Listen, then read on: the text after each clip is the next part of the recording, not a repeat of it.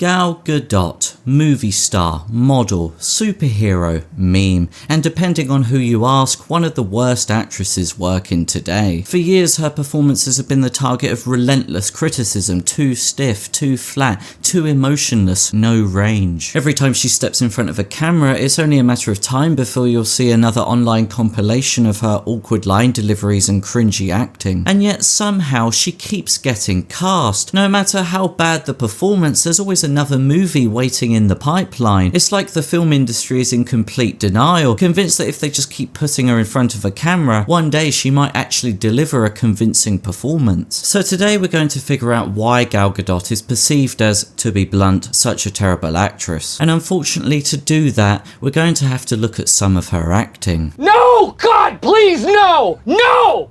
No! No! If we're going to talk about Gal Gadot's acting, we have to start with Wonder Woman 2017, which was a very successful movie, and it's the role that made her a household name. At the time, nobody really questioned her as an actress because the film did a good job at hiding her weaknesses. For the most part, Patty Jenkins understood what she had with Gal Gadot. She built the film around her strengths. The No Man's Land sequence is the perfect example, as it relies on Gal Gadot's physicality. There's no complex dialogue for her to worry about, and she doesn't need to dig through layers of emotion. She's framed as a symbol, not a person. Bullets bouncing off her bracelets while soldiers watch in disbelief. The scene works because it leans on what she does best, presence over emotion. However, every so often the story exposes her limitations, usually whenever she has to speak or express emotion. For example, the moment when Diana watches her fellow Amazons being killed, including her aunt, should have been a devastating scene, the death of her mentor, her family, but her reaction feels more like mild frustration than any sense of grief. No! In therapy.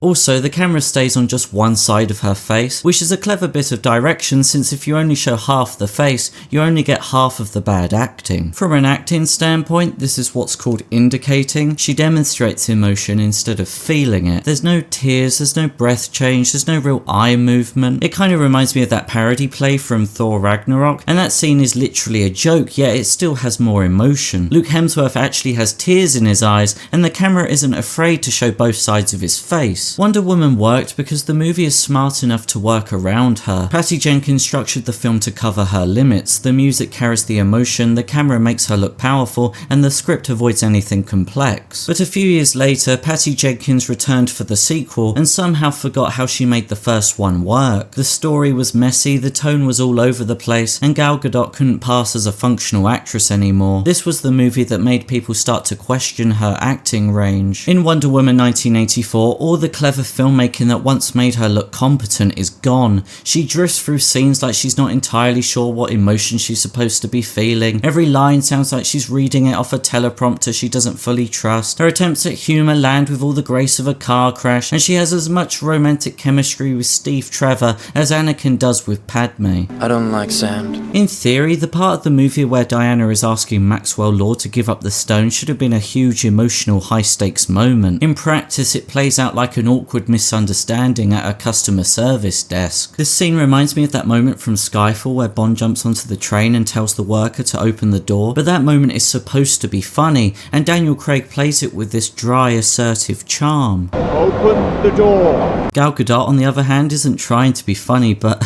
her delivery is hilarious. I need you to give me the stone! Pedro Pascal isn't even acting here, he's just trying to process the way she delivered that line. Anyway, Wonder Woman 1984 flopped and somehow managed to make everyone miss the first one. This time there was nothing to hide her weaknesses, and this was the movie where people really started to question her acting and stopped taking her seriously altogether. She was seen as a bit of a joke at this point, and that whole Imagine Singing video that she did at the start of the year didn't exactly help her case. No shit!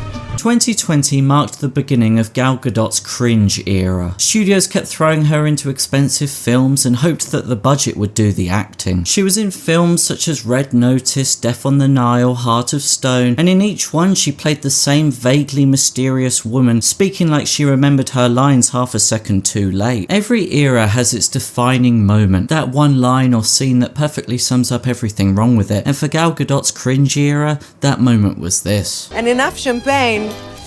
to fill the Nile. This was supposed to sound classy, but it comes across as camp. It sums up her entire career post Wonder Woman. Unintentionally hilarious.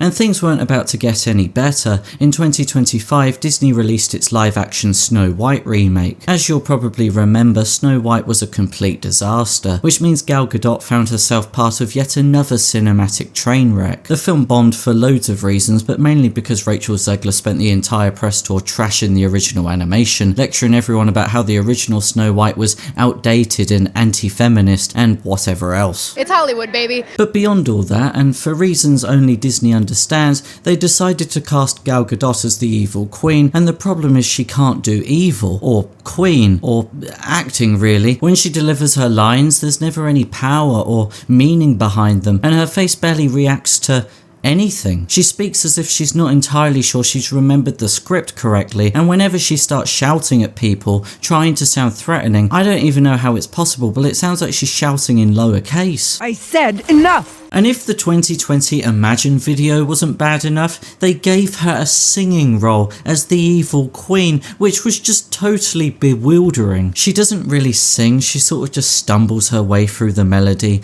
In musical scenes, the voice, the movement, and the emotion need to connect. The audience has to believe that the character means what they are singing. That's what makes it convincing. Gal Gadot sings the notes, but with no feeling behind them. Her expressions and body language don't match the song. She just goes through the motions, and that's why it feels so awkward, because you can see the effort, but you can't feel the emotion. Nice one, get the doing done. Ambitious girls must be vicious girls, and boy, they have fun. I can't watch anymore. The editing feels rushed or lazy. There are so many cuts it becomes visually confusing. It feels like the editors were scrambling to save the scene. The cuts are clearly trying to hide how stiff her performance was. At one point she raises her arms twice in consecutive shots, half a second apart. Once you notice it, you can't unsee it, and this was a $270 million Disney movie, by the way. At that price, you'd think someone would have noticed before exporting the final cut. How embarrassing. How embarrassing. So after all of this, what have we learned? Well, Gal Gadot isn't a great actress. You don't say! But strangely enough, that's not entirely her fault. Studios don't hire her to act, they hire her to represent whatever buzzword is trending that year. The problem is when you build a career on image instead of talent, eventually the image cracks, and when it does, you're left with the awkward reality that there's nothing underneath. No soul, no emotion, no depth, just someone performing the idea of acting and sounding like someone who is buffering mid-sentence. And rather ironically, this makes her the perfect symbol for modern Hollywood. Expensive, overproduced, and completely hollow. And that's the blunt truth of it.